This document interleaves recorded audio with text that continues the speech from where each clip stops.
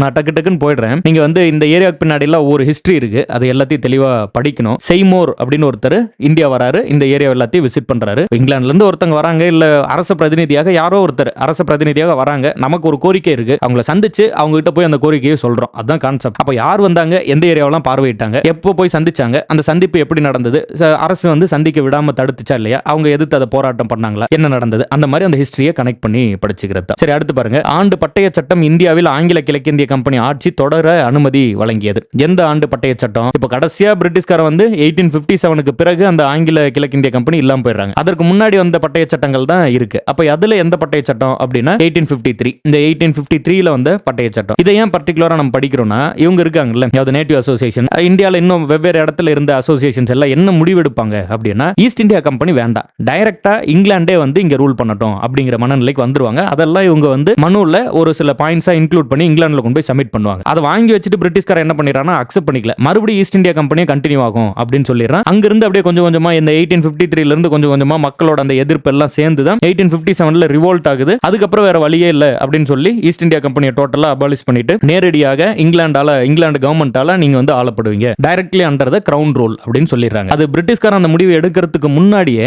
பிரிட்டிஷ்க்கு இதை நீங்க பண்ணுங்க அப்படின்னு மக்கள் சைடுல இருந்து இவங்க அந்த ஒப்பீனியனை கொடுக்க ஆரம்பிச்சிடுறாங்க. புரிஞ்சுக்கிறீங்க? சரி, அடுத்து பாருங்க. சென்னை வாசிகள் சங்கம் இந்தியாவில் கம்பெனியின் ஆட்சி ஒழிக்கப்பட வேண்டும் என்ற கோரிக்கையை கொண்ட எத்தனை நபர்களால் கையெழுத்திடப்பட்ட தனது இரண்டாவது மனுவை அனுப்பி வைத்தது. அப்போ பிரிட்டிஷ்கார அந்த முடிவு எடுக்கிறதுக்கு முன்னாடியே எங்களுக்கு இதுதான் வேணும் அப்படின்னு சொல்லி இந்த கையெழுத்து இயக்கம்னு சொல்லி மக்கள்கிட்ட கையெழுத்து வாங்கி அதை கொண்டு போய் கோரிக்கையா வந்து பிரிட்டிஷோட பாராளுமன்றத்தில் இவங்க சப்மிட் பண்ணிருப்பாங்க. எவ்வளவு பேர் கையெழுத்திட்டு இருந்தாங்க அதுதான் கேள்வி. பதில் சொல்லுங்க, எத்தனை பேர் கையெழுத்திட்டு இருந்தாங்க அப்படின்ட்டு. அடுத்த கேள்வியில சென்னை வாசிகள் சங்கம் மேற்கொண்ட முயற்சிகளால் எது வந்து நிறுவப்பட்டது? பிரிட்டிஷ்காரன் போட்டு ராவடி கட்டிட்டு இருந்திருப்பான், மக்களை பிடிச்சி தொந்தரவு பண்றதுன்ட்டு. அதை பண்ணக்கூடாது அப்படிங்கிறதுக்காக இந்த டார்ச்சர் கமிஷன் அப்படின்னு சொல்லப்படுற இந்த சித்திரவதை ஆணையம் அப்படின்னு ஒன்று போட்டு, எந்த மாதிரிலாம் இப்போ பிரிட்டிஷோ சரி அரசாங்கமோ சரி எந்த அரசாங்கமும் ஒரு விஷயம் பண்ணணும் அப்படின்னா அதற்கு ஒரு குழு அமைப்பாங்க. அந்த குழு போய் என்ன நடந்தது அப்படிங்கறத ரிசர்ச் பண்ணி அதுக்கப்புறம் வந்து ரிப்போர்ட் சப்மிட் பண்ணுவாங்க. அதை பேஸ் பண்ணி தான் முடிவெடுக்க முடியும் இல்லையா? ஸோ அதுக்காக பிரிட்டிஷ்காரன் வந்து ஒரு ஆணையம் ஒன்று அமைக்கிறாங்க. அந்த ஆணையம் தான் சித்திரவதை ஆணையம். பிரிட்டிஷ் இந்த சென்ஸ் அந்த ஈஸ்ட் இந்தியா கம்பெனி எந்த அளவுக்கு கொடுமையா நடந்துக்கிறாங்க அதை ரிலேட்டடா